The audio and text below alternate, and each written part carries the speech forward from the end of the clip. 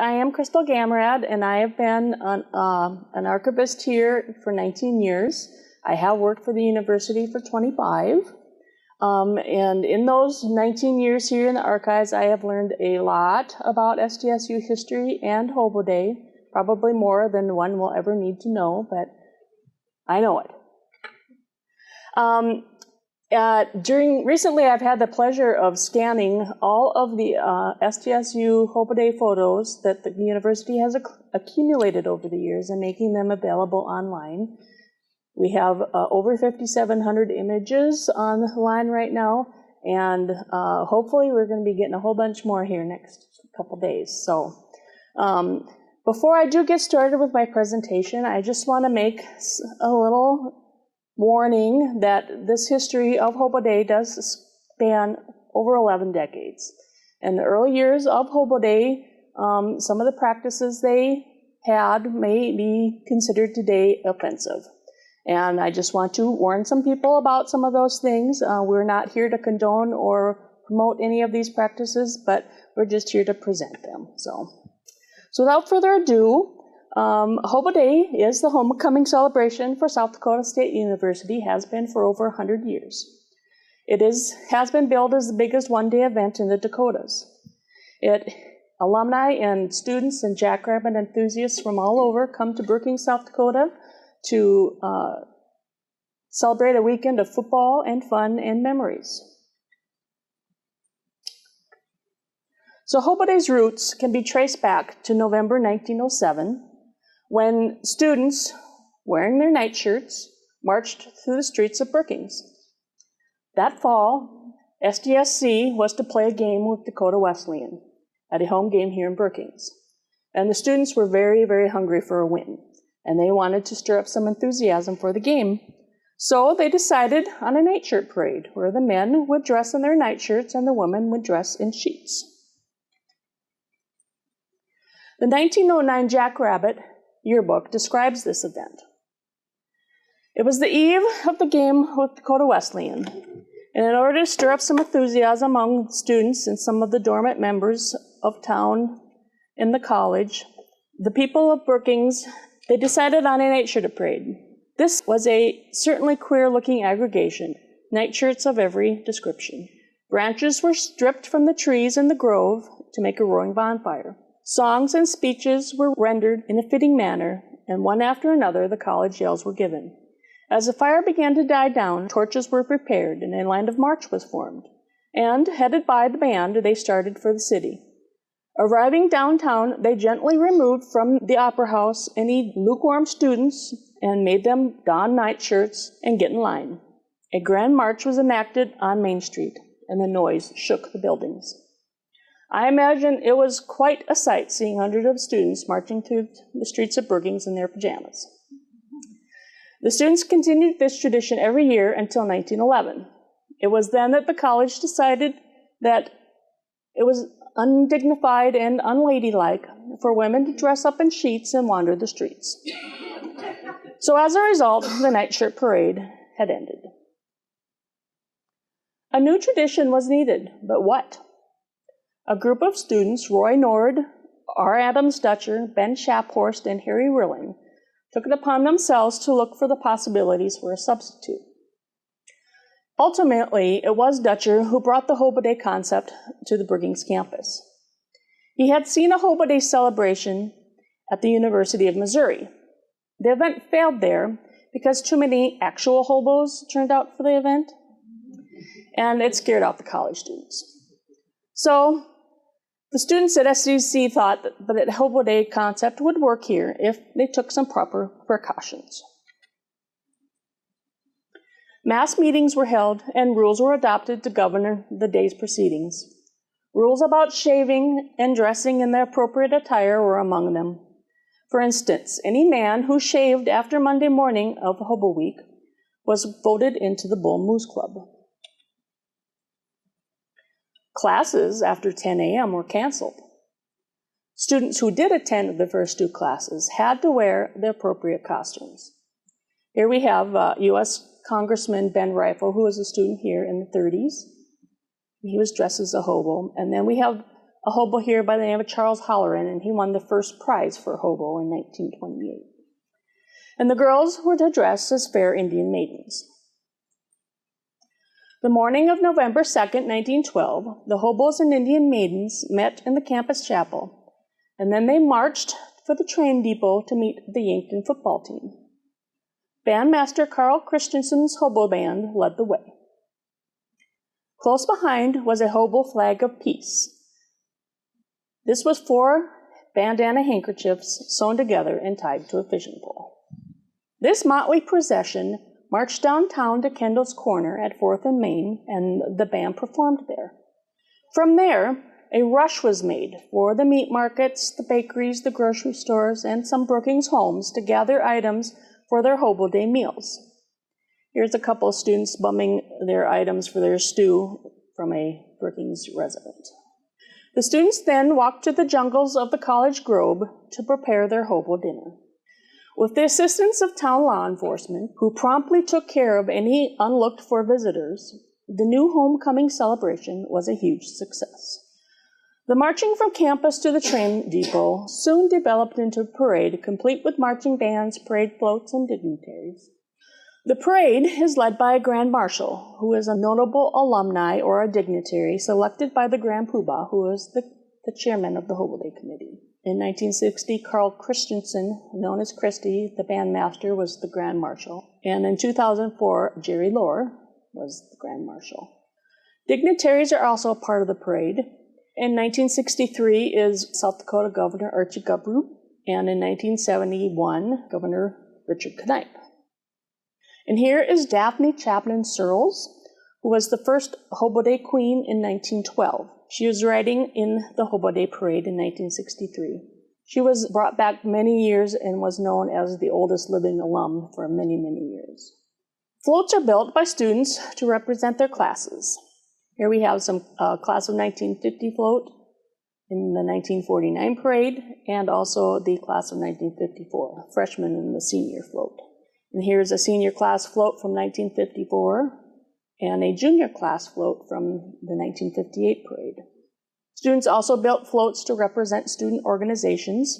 Here's a couple of Egg Club floats from 1940s, a Dairy Club float in 47, and a Block and Bridle Club float in 53. Economics Club and the Roger Williams Club, which is our religious organization. During the 40s and 50s, the floats began to grow in size. There's another religious organization, the Wesley Club, in 1947 and 48, the Home Ec Club, and the Pharmacy Float from the 50s.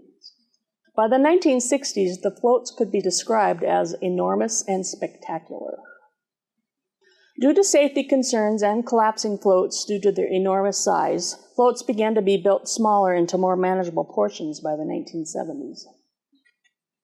But floats are always interesting and unique. I especially like the Hobo, and they're always entertaining. Here's the pharmacy float with Elvis on it, and the farmhouse float in 2005, and you'll notice the grill on the end. One particular float that caused a sharp decline in float building was an elaborate float that had an outhouse on the back, and you can see far across the plains of Brookings, as far as I can see, stands an old abandoned outhouse called the University. Wonder where that came from. After several newspapers in the region declared that the SDSU students were vulgar, the university shied away from these large and obscene floats. Parade floats competed for prizes, including beautiful and most outstanding. Here's a most clever float, won by the University Danes Club in 1958. Best religious float, also in 58. Pharmacy was notorious for winning best float. John Bibby from the class of 1942 has been noted as saying that the pharmacy students were always very good float builders, that they spent a lot more time on the construction of their float. But he said that they also had a course in window decorating back then. This one won most beautiful and most outstanding in 59. Another one, most beautiful and most outstanding in 60. And you certainly don't see floats like these anymore. Most beautiful in 62. Birds were obviously a very big theme back then. This one won most outstanding in 1970. Floats range from the beautiful to the bizarre, big and small, but no matter what size they are always entertaining and full of SDSU pride. Speaking of pride, what is a parade without marching bands? Christie's marching band was a staple of the Hobo Day parades in the 40s and the 50s. Carl Christensen, or Christie as he was known, served as the bandmaster at South Dakota State College from 1911 to 1954. His band was very well known throughout the region. He even played for Britain's King George VI and Queen Elizabeth in Winnipeg, Canada in 1939. The pride of the Dakotas has been part of the Hobo Day parade since the mid-1960s. Pride performs during the parade and the pregame and at all halftime activities at all Jackrabbit football games. The band has toured the upper Midwest extensively. It has presented shows at NFL football games, performed in U.S. presidential inaugural parades in Washington, D.C., and has twice performed in the Tournament of Roses parade in Pasadena, California. The Pride of the Dakotas is one of the largest organizations on campus. They are certainly a family, and throughout the years, these members have forged great friendships and have had many memories that last a lifetime. Over the years, many traditions have become part of Hobo Day. In 1936, in an effort to reignite school spirit at homecoming, the Blue Key Smoker was created. This was hosted in honor of the football team by the Blue Key, which is a national senior men's honorary fraternity. They either met in the Christie Ballroom in Pugsley Union or in the barn for free smokes, a barbecue supper, and hours of speeches, laughs, and singing. Except for women serving cigarettes and food, women were banished from the smoker. These are cigarette girls who would walk around in cigarettes for members. And then here is Charles Coughlin of the Coughlin Campanile here at the smoker in 1961. Instead of the smoker, the women would go and watch a movie downtown, and then they would march back to campus in something called the Torchlight Parade. The parade ignited excitement and school spirit. An added tradition was to hold a pep rally on the corner of 4th and Main. It's a very popular spot downtown. And they had their own band and cheerleaders. Other years, they met the men after the smoker for a bonfire and a pep rally on campus, and then they would have a dance in front of Pugsley Student Union. Another tradition that dates back to at least the 1940s is Kangaroo Court. It was organized again by Blue Key as a lighthearted means of enforcing Hobo Week traditions, such as not shaving and wearing pigtails. Almost every dependent was found guilty in order to perform some zany act. Here's a blindfolded man, and he's putting on some makeup on another gentleman, and here they're getting their toenails painted. And here's a poor soul, he's getting dumped into a water tank, and you'll notice again that he is blindfolded. I think that was popular. And here he's hanging laundry on a clothesline, once again blindfolded. And here's a jury member, and he's reading a newspaper with a pretty girl on his lap darning his sock. And of course, the crowd that gathered in the barn to watch the proceedings was always very amused. Some traditions have disappeared over time, but whiskers and the decision to grow them as a timeless tradition. Early in Hobo Day history, men would devote 2 weeks to beard growing. Soon the standard was 3 weeks of growth before Hobo Day. By the late 30s, 1 month club was fully established. To kick off the 1 month club, members of Blue Key, in a ceremony of mock solemnness, would don black robes and serve as pallbearers for bearing the razor.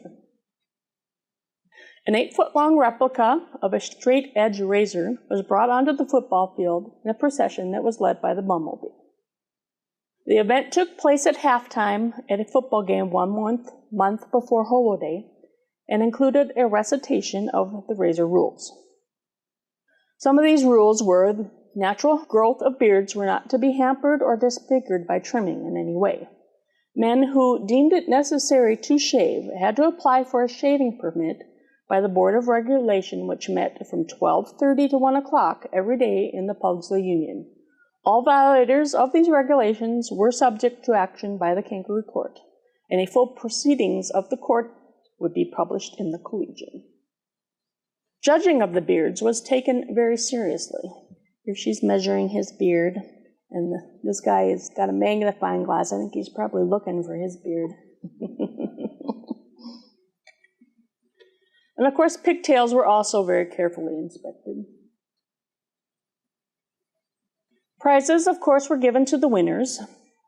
In 1956, some of the winners were for the longest beard, the most ticklish beard, the blondest beard, the reddest beard, the blackest beard, the most handsome beard, the ugliest beard, and best try in growing a beard.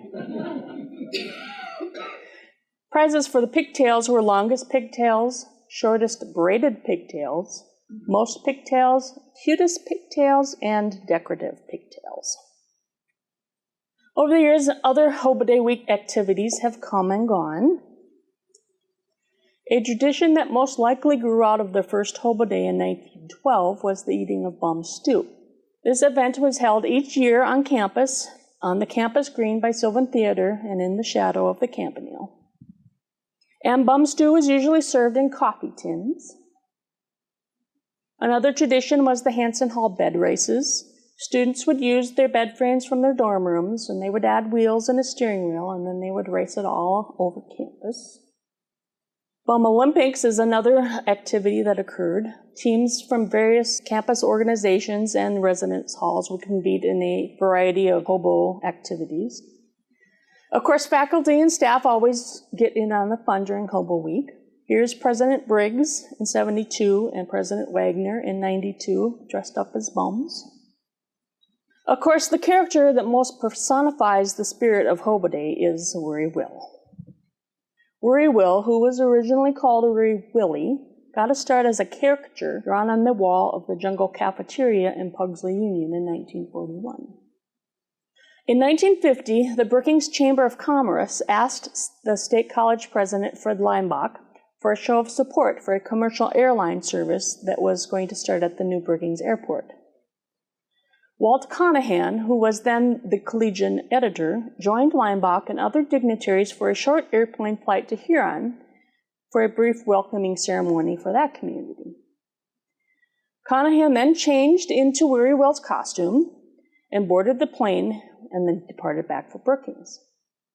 When the plane landed, Will was greeted by the Hobo Day chairman, the Students Association president, and 500 students.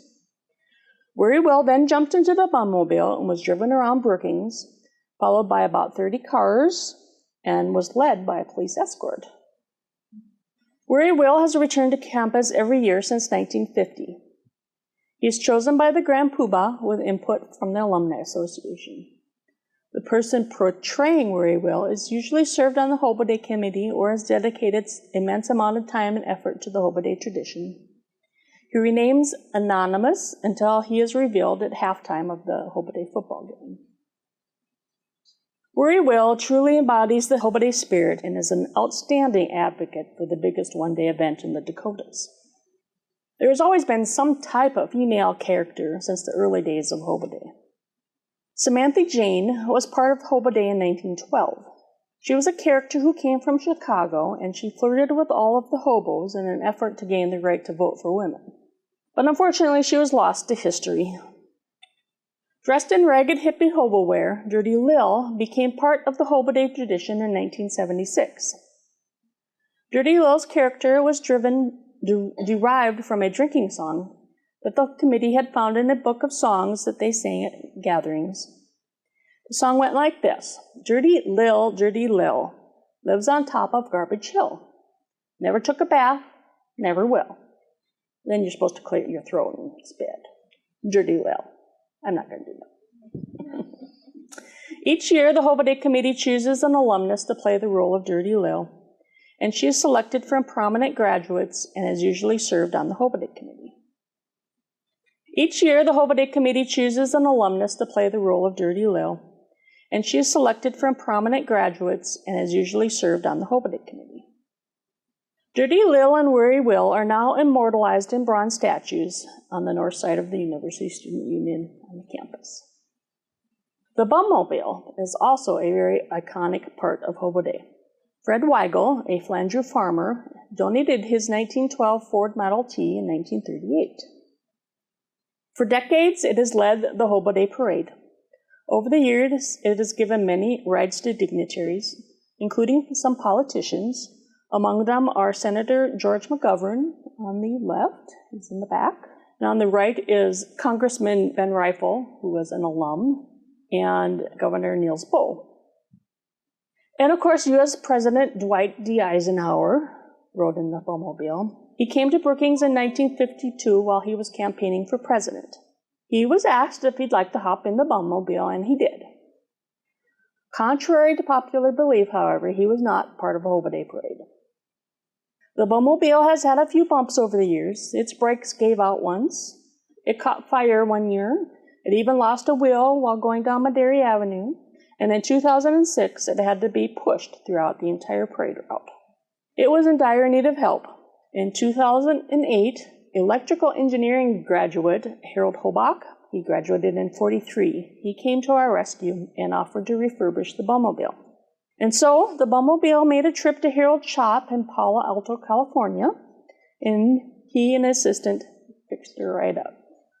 With the exception of a select number of summer parades, the Bummobile remains on display in the Hobo Gallery in the University Student Union, which was built in 2010. And then there are buttons. Buttons have been a part of the tradition of Hobo Day since the 1950s. Although we have discovered a button from 1913, this is the earliest button I have found. Some of the buttons reflect the theme for that year. Others reflect Jackrabbit football pride. Many depict Weary Will and Dirty Lil. And those poor USD Coyotes, they always are getting the raw end of the deal. Of course, the homecoming football game is the highlight of Hobo Day. There's a 1948 football game at State Field. The original football field on campus was on State Field, which is where the SXR track is now, located just west of this building. Here's a 1955 football game at State Field versus USD. And in 1994, SDSU played Morningside College, and they beat them 56-17. But of course, it's not just gridiron action.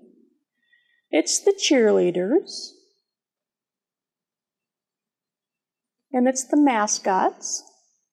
Just kind of changed in looks over the years. And of course, entertainment.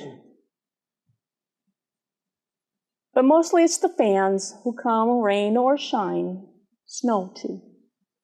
They come to watch the parade and cheer on the Jackrabbits at the football game, because Hobo Day would not be as successful as it is if it weren't for their fans who come every year to celebrate Jackrabbit Pride. And so, like this hobo on the 1951 sophomore vault, we'll be rest until next year. So thank you. That's all I got.